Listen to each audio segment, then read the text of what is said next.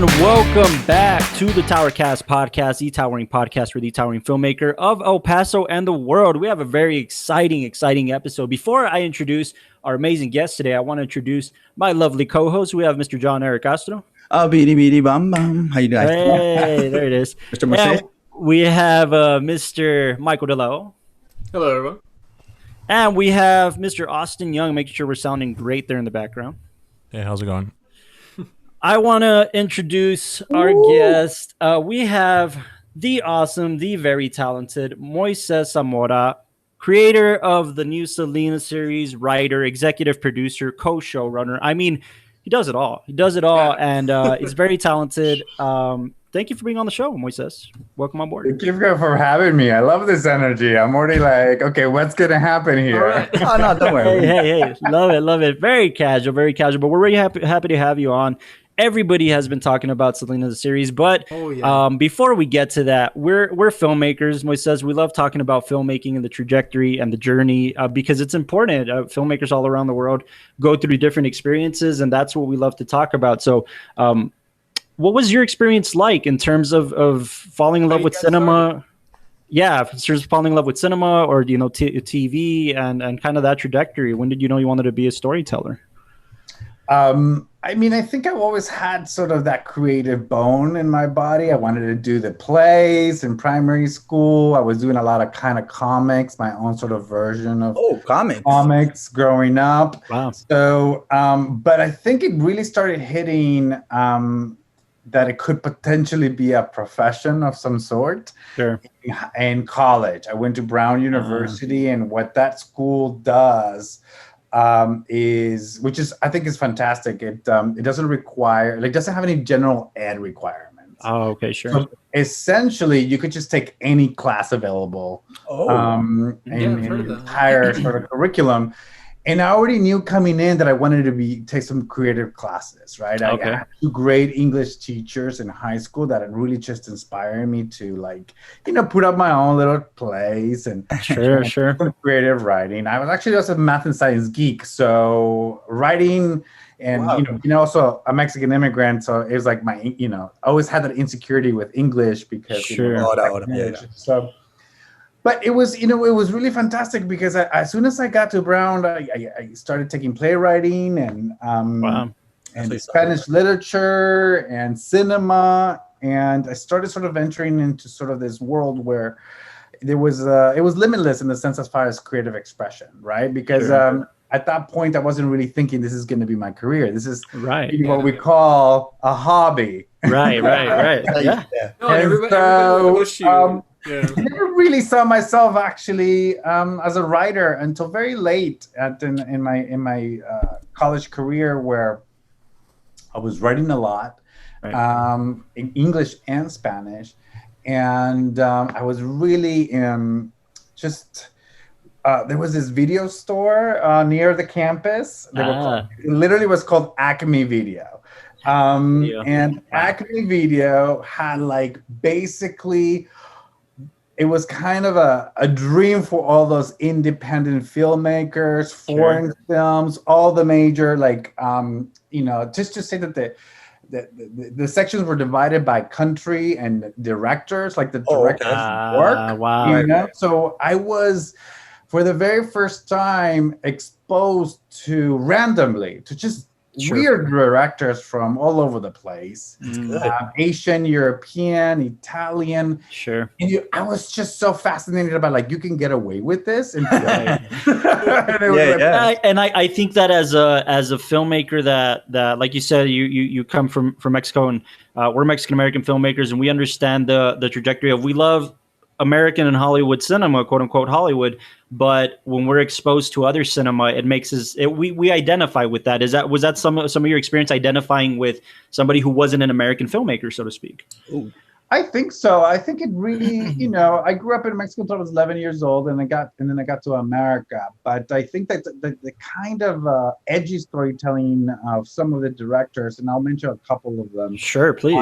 One of them that really impacted me was Agnieszka Holland. And she did a Europa, and then did one French film called Olivier, and it was like a mix of crime, a little bit of supernatural, with some sort of like telepathic like powers. Interesting. And it was done in such an emotional sort of way, and it kind of like made my head explode. Sure. I was introduced to a lot of the Spanish filmmakers. I took a Spanish cinema class, and Pedro Almodovar really, absolutely, like, just like, what is this guy doing? Like, he's pushing the boundaries of sexuality and camp. And at that point, I was dealing with my own sort of like sexuality and my own identity. So it was like, wow, I really wanted to pursue that kind of level of storytelling. In fact, I actually, for my Spanish cinema class, instead of turning in a what do you call it? A paper essay. Mm-hmm. I actually proposed to turn in a short film inspired and paying homage to Pedro Almodovar. Wow. So I had all my classmates do a bunch of crazy stuff. I actually had frontal nudity. I had like a friend of mine give birth to a lizard. It was Sure. The experimental, pushing the boundaries of experimental cinema as well, and expression. Only in college, right? Only in college. Yeah. I think we can relate. I mean, we always wanted to get away. We went to film school, and we were trying to get away with turning in papers by submitting films instead. That was definitely our experience. Yeah. So you're coming to experience these new different storytellers and filmmakers, and do you think that this is a form of expression that you feel you need to make now? Now you've experienced these filmmakers, now the expression comes from you. Do you feel like, oh, this is something I could definitely do? This is something that I can resonate with?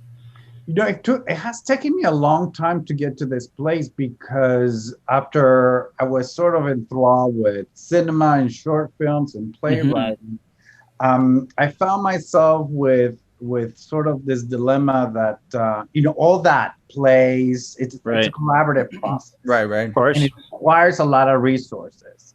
Sure. And I didn't want that to stop me from me being a storyteller. So what I did discover was fiction writing. So that's fiction, one person, short stories. Yeah, absolutely. No huge crew, Right. You don't even need a theater stage. So I started, and I was really ambitious. So I started writing, and like, I'm not gonna write short stories. Short stories are for like the week. I'm gonna write a novel. And so I wrote my first novel in junior year of college. Oh wow, early. And then on top of it, because I was having some identity issues and I was probably insecure about my English, and I didn't see a lot of Mexican Americans. I'm with you there, man. I'm with you there.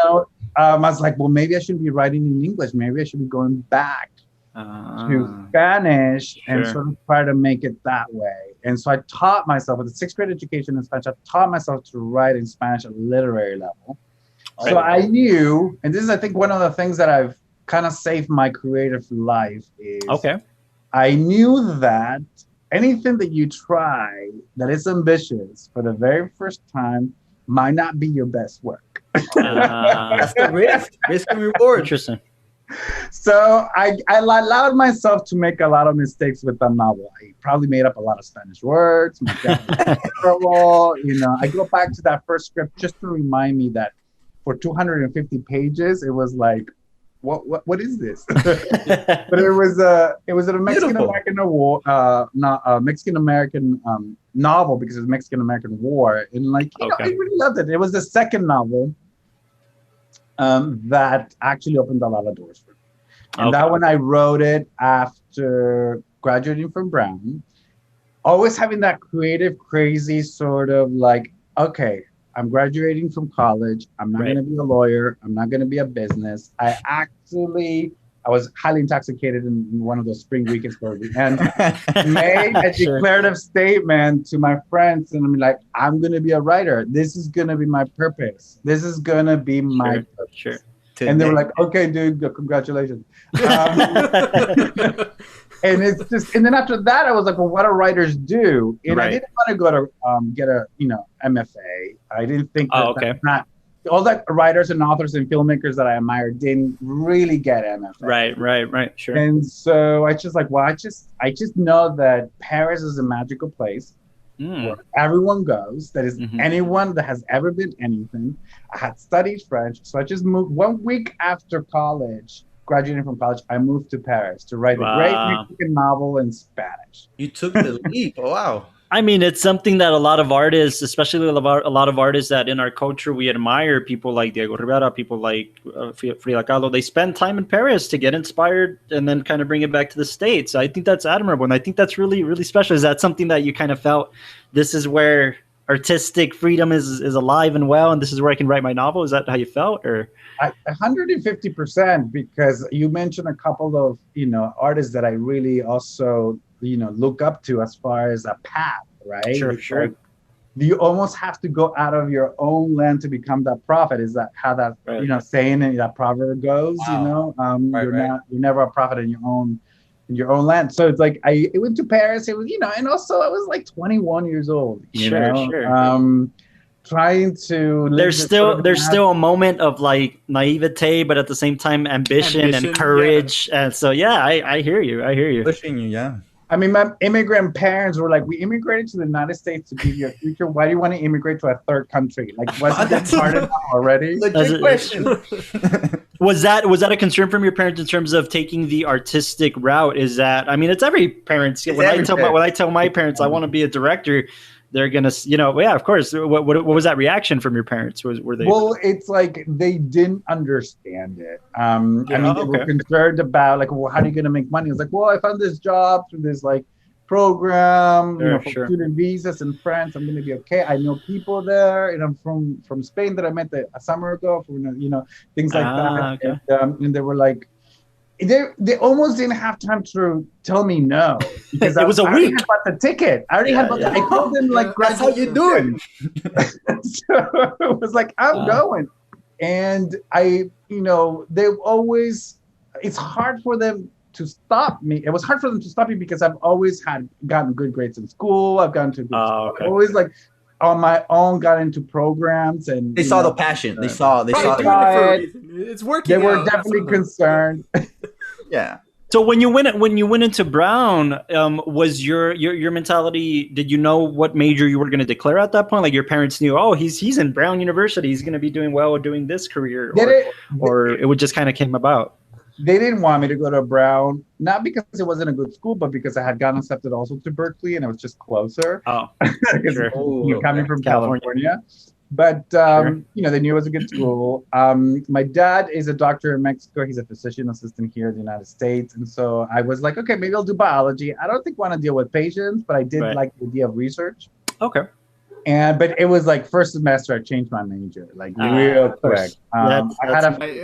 We've all been through that. I don't know. There's that creative spirit's gonna come out somehow. I mean, I was doing like mechanical engineering for like one semester. I'm like, this is boring. What the hell? Like, I don't want to design. I did history. I double majored on I was doing history, and then I went to filmmaking, digital media.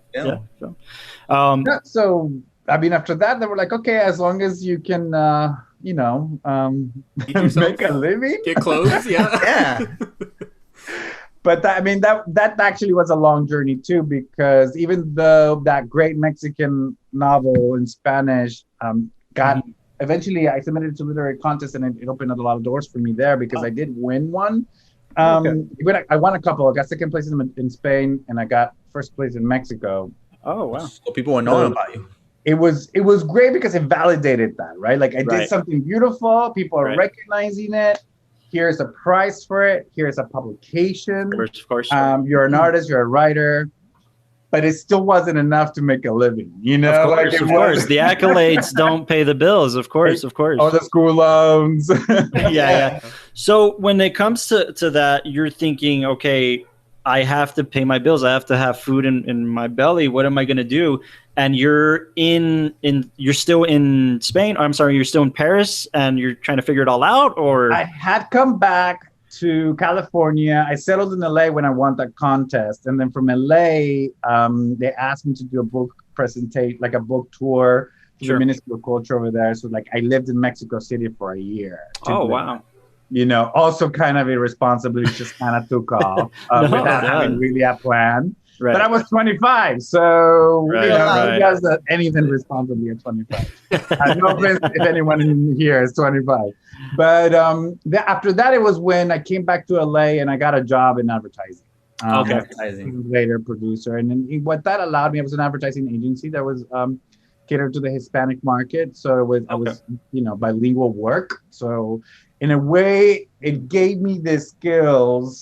Because you need to be around creative people. You need to be able to develop those kind of skills. Otherwise, of course, that muscle kind of goes away. And sure. it really did kind of prepare me for television.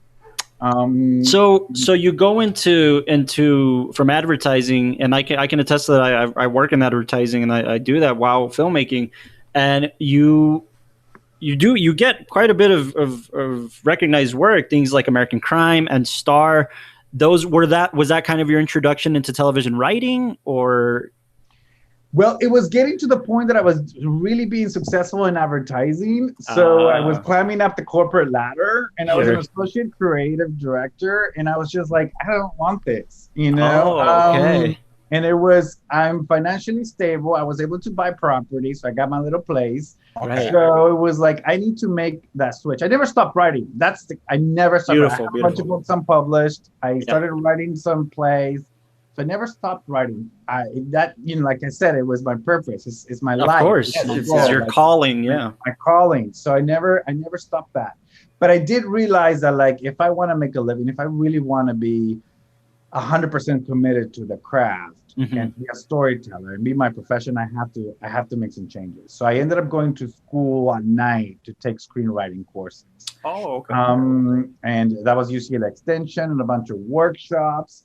And out of that 1 year and a half of work of going to night school, I got my first break with a pilot that I wrote that got me my first manager, and essentially got me my first job on American Crime for ABC. Very exciting. Was it difficult at all transitioning from like writing novels and I guess using that artistic medium to going into screenplays, where I know that the writing style is very different because you're trying to give basically instructions to like actors to perform out the story and role? I think it was a difficult transition as far as format is concerned, because I can get a little wordy. But I think story. With story, I have so much story to tell. Yeah. So much. In fact, I actually found organically it kind of makes more sense for me to do television, because each episode could be a chapter in a novel kind of thing, Yeah, right, of course. Where it's a lot harder for me to write a feature, for example. So I think it's beautiful that you mentioned. These guys. Yeah, I think it's beautiful that you mentioned your kind of corporate / people skills, right? And that abundantly shows you the business in the industry. And then you have your creative side, and I think those two combine. Correct me if I'm wrong. I feel like on Selena the series, you're the man, you're the showrunner, you're the writer and the producer. So I feel like those two combine at that point. You have to be good with people, and you have to know your crew, and you have to know your cast and your producers, and at the writers and the directors that respectively work on the show. But at the same time, your creative side has to come out, and you have to tell a story. So can you tell us a little bit about that? How Selena the series came to be, and how you were able to exercise those muscles? Yeah, I mean, I think, and you're not wrong, I think you nailed it, because when you are, the head of a series and creating a series, and you're leading a team of writers to help you write something, you're essentially managing people. You're managing a team, skills that I actually got from advertising days. I was managing a team then, I'm managing a team now. Personalities, all of that comes with, of course. Yeah. But you're also managing up. You're managing your bosses, your producers, the studio, whoever, because you have to deliver. In fact, I know a lot of the pitching skills that I have also were developed when you're trying to pitch campaigns for advertising. Those skills of not being afraid to get emotional and passionate when you're saying something beautiful about the story you're about to tell. Like that comes through, because buyers sometimes only give you half an hour to pitch your idea. Sure. And if they don't see it, if it's not clear, if it's not passionate, then they won't believe in it. So, of course. at that time, my former agency, CAA, had realized that I was more of an entrepreneur, more a producer. You have to, I mean, as Latinos in the business, there are not that many. The numbers don't lie. Representation behind the cameras and in front of the cameras is abysmal for Latinx representation, and worse for Mexican American representation. So it still is, right? And it still is. Even with Selena out, like I think we're like the only Latinx show now. It's kind of crazy, man. You're breaking down the doors for us. I mean, I hope so, right? Yes. To let them to people and be like, we can actually do a heartwarming, wholesome show about a Mexican American family that doesn't involve drugs, cartels, violence. So hopefully they'll learn to give us more of a variety of stories to tell. But I think at that time, they saw that I was already trying to find my own opportunities, just like you guys are like trying to create your own short films, like creating your own opportunities. I think that's essential. I had gotten the rights to the world's youngest psychologist, who is this 13-year-old Mexican girl genius. And I was like, this might be kind of cool to create like a Mexican Doogie Howser, so that was my I did all the legal work. I did all this sort of like producing kind of, before I even put like a pen to paper, like nothing. I was just more putting the project together. They saw it, how I was actually successful with moving that around with people that I knew. And they set me up with the producers that had an agreement with the Quintanillas about creating a limited series about the life of Selena and the Quintanillas. And they were thinking 6 episodes.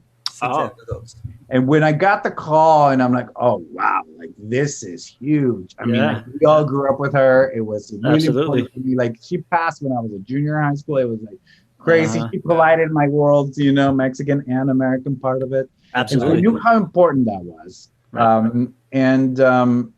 So I took they gave me a week for that general meeting, but I prepared the whole show and the whole vision. I did lots of research. And I came in lookbooks and scripts and treatments and just did the research because it was supposed to be a get to know this writer to potentially maybe work with him. Gotcha. And in the meeting, I made my case. I told them about my story, how I went and worked on Spanish language before I could come back to English in order to feel successful. There were some perils there.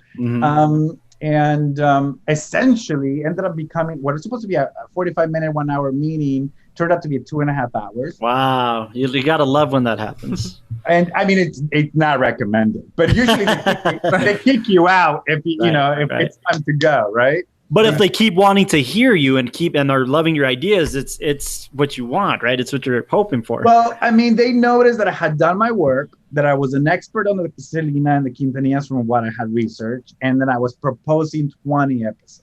Oh, okay. So to track the early days, the falling in love, and the superstardom. Beautiful. And so they really just responded to that. And it's also the tone. I wanted to be inspirational, wholesome, kind of. And was this exclusively with Netflix, or we're talking about, or just the producers before pitching it to? Producers, is the production company Campanario that had that agreement already with the family state, and then so the next day I got the job. They called me, and then the next challenge was to pitch to the family's lawyer, the Quintanilla's lawyer, that he liked it, he understood where I was coming from. And then we flew to Corpus Christi to pitch to the family. That's so inspiring. And they liked it. They really responded to the angle. And shortly after that, I think it was like not even 2 months after that, when we were preparing to pitch to the buyers, Netflix got a hold of what we're trying to do through the producers, and they basically just made a call, and we're like, we'll buy it. Wow. Without having to, because a lot of people usually have to go through festivals or go through the AFM or something to kind of sell their things, right? But just they were right off the bat, they loved the idea. But for television, you don't have to go through festivals, right? Definitely for features and short films. For television, basically you just have to put together the project and see. And at that time, I did do what we call the pitch deck, which is sort of like kind of a visual with text of all the elements, the story, the character, season one, what pilot's going to cover. The Bible. The theme, not so much the Bible yet, because it's still kind of a broader spectrum. Sure. Yeah. And it was a beautiful deck. Like, I had a great graphic designer that just captured sort of the sensibility in a visual way that I really loved. Gotcha. And with that and all the elements that the producers have put together, we sold it. I wanted to ask, did any of the family members want to be like in the series? No, I mean, I think there was some conversation about that, but just do a little cameo. But it wasn't gonna work. I mean, I did want to mention that too, because we have Suzette Quintanilla accredited as an executive producer on the show, a producer on the show. The involvement with the family, obviously, there's lots of support on social media. It's been overwhelming. Everybody, the family and Chris and everybody has been very supportive of the show. What was your experience with the making of with the family? How collaborative were they? How innovative? I mean, they have the information. They're your resource for questions, right? So how involved were they, and how in the process? They were very, very much involved, because they just wanted to make sure that this is the story that they wanted to tell, because they have it's they family, know what they went through, Of course. You want to capture it, and they knew that it was positive. They knew that we were going to take this, and we were not going to take a salacious approach to this. We're not going to make unsavory and create drama that never existed. And so we knew that we knew that we were going to interview them and work very closely with them. They read everything that we created. Okay. All of the drafts of the scripts. Yeah. And if something wasn't what they thought, was going on, because you do take creative license, especially with dialogue. Sometimes, you weren't there, right? I wasn't. Of course. But it was just always sort of like, nope, Selena was just like another band member. She was just part of the family. It wasn't about that. Like, because, you want to create a show where, if it's about Selena, you want to be in Selena's head all the time and through her POV all the time. But because when you do that and she's not here to say, this is what I was thinking, this is what I was doing, they were very conservative about taking those liberties. Because they're very protective of Selena and also their own story, because their characters almost as much as Selena. Sure, Selena's a star and the story's about her, but her family members and everybody involved in the show, to the point even the character that Paul Rodriguez Jr. plays. I mean, everybody has this story involvement. So it's very interesting, and I love the arc. We all saw the show, Moises, and we love it. And the biggest thing I've been telling people is that for me, like you said, we grew up with the film and we grew up with Jennifer Lopez's portrayal, but there was a lot of gaps that this show filled in. There was a lot of gaps that this show filled in. We knew more. I feel like I know Selena more after just the first season and 9 episodes. Exactly. It really fills in a lot of gaps to get to know her story completely. And I love that arc about it.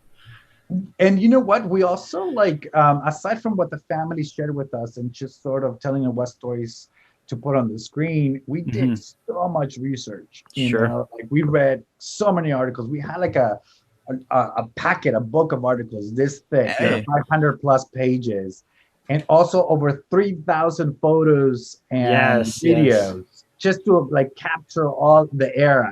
This is a lot of people are like, okay, all right, so it's a nice family story, but it's a nice family story from South Texas during the Tejano music awards when that was happening. Laura Renaissance, Tony Canales, La Mafia, all of those people.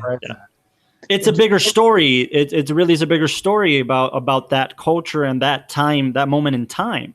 I think that's a special thing. If we're writing a story about, I don't know, one specific individual, a biopicture, you really want to capture that moment in time. And I think you did that. I think you did that with the show. Your team, I should say. I think you and your team did that with the show. I know this is a question that John Eric asked. I know you may not know, but John's an actor. I've visited him in many of my films. Fantastic actor. Headshots right here. And I know this is a question he's dying to ask, I think, is what was the casting experience like? Because you have an amazing cast in this show. I want to know how you got Christian's Serratos. Yeah. The casting, it was brutal for the actors. They really, especially for Selena, for Christian. So I had met Christian through a mutual friend, and actually a fashion designer who dresses her, and she's like, "You should meet. You guys are both Mexican American, and you should meet, and in the business." And then Selena was announced, and she showed up to the lunch. Hair pulled back, lipstick, the whole thing. Yes, channeling Selena already, right. And it was, it was wonderful because I was already a fan of hers and The Walking Dead, right? And, but from The Walking Dead to the stage, to Selena, sure, different kind of killing, But she was. I really once I got to know her, she's got that hard work, determination. She's got the ethic, spark, and personality, and she had that charm, and we always we knew we wanted a Selena that had that charm, that that smile and that charming personality that she had. And I said, look, I would love for you to play her, but you have to go through the casting process. Right. It's gonna be, they're gonna turn every rock, and you have to earn that. And she was like, absolutely, bring it. And so there was a lot of rounds, and there was a lot, they had to sing, there were a lot of scenes, and a cappella, they had to sing a cappella, which is terrifying. But ultimately, towards the end, when it was narrowed down to just a handful of Selenas, she was making she's so good, her talent, she prepared so hard for it.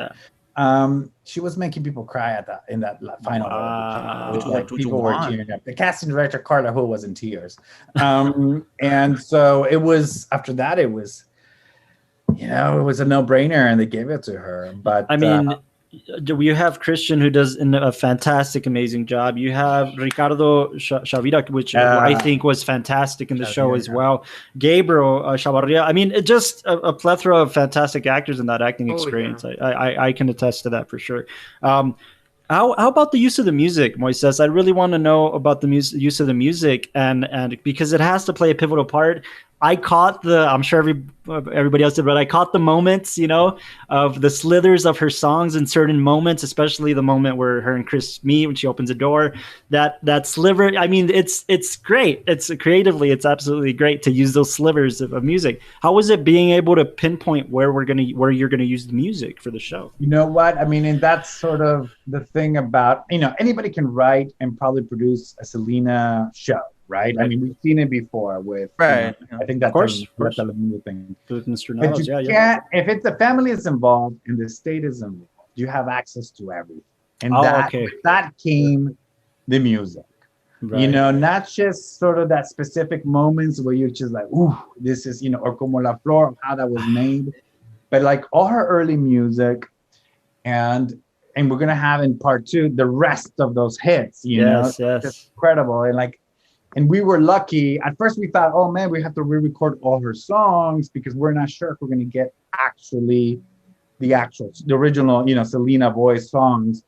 But it worked out that we get to use Selena's voice in those songs. Yes. And I think that makes all the difference, man. I love that it wasn't gimmicky. I love that it wasn't gimmicky because it could very easily take a gimmicky turn, but instead it takes a turn of the struggle of A-B songwriting, the struggle of just meeting the initial songwriter that they wanted for the voice. Yeah. I mean, all of that is, to me, it's a story. It's a groundbreaking thing where we see the process, not the star, the process of how they became that.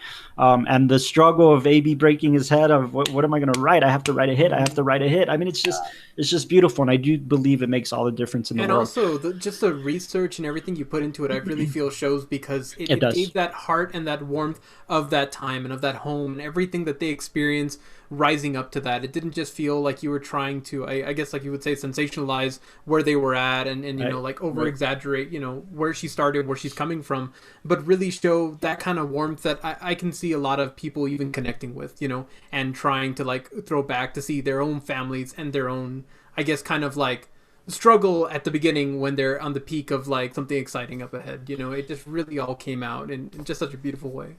Okay, Moises, so we're gearing up to kind of finish out. What can we expect for future seasons of Selena, and also not just Selena the series, but what can we expect from your work, inside and outside Selena? What can we expect to see coming up? Well, for Selena, you're gonna get part 2 of the series, and this is gonna cover her superstardom. This is gonna be mostly focused on her. You know, she's a married lady now. She's you know, she's gonna get huge. We're gonna get to see how those hits were made, composed, produced, and you know, we are gonna cover her tragedy, but we're gonna do it in a way where hopefully satisfies the fans without going into you know, morbid kind of territory. Of course. Yeah. Because we want to keep it, you know, this is trying to prove that like a Mexican American dream is an American possible. dream. We're part of American history, and so we want to keep that tone alive. But you know, personally, you know, after this, I keep working. I always, you know, the next project and so forth. We started a production company with a couple of executives, and we're determined to continue producing and creating authentic stories about people of Latin American descent, indigenous and Afro-Latin descent. And I am in the middle of negotiations in 2 projects. Oh, okay. A TV series and a feature. Oh, beautiful. We're for you. As soon as they land and we have everything signed, and then we'll make the announcement. But I'm very excited about it. They're really different from each other. They're really different from Selena.